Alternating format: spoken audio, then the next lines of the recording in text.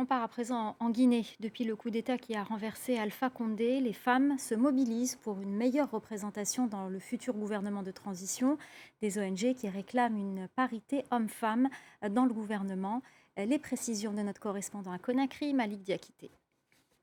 Cette campagne est menée par une dizaine d'organisations féministes. Des activistes sillonnent des marchés, l'administration publique et privée pour expliquer aux femmes la nécessité d'une implication beaucoup plus forte dans la gestion du pays. À la tête d'une organisation dénommée la Guinée Moussoulou, qu'on pourrait traduire par les femmes guinéennes, Fatoumata Binta mène ce combat depuis la prise du pouvoir par la junte militaire. En Guinée, les femmes ont toujours joué un rôle essentiel dans le développement socio-économique de notre pays, mais malheureusement, elles sont très peu représentées dans le mécanisme décisionnel de notre pays et d'ailleurs doivent encore se battre pour avoir voix au chapitre. Donc je pense qu'il est temps vraiment de donner aussi la place aux femmes, la place qui leur est due.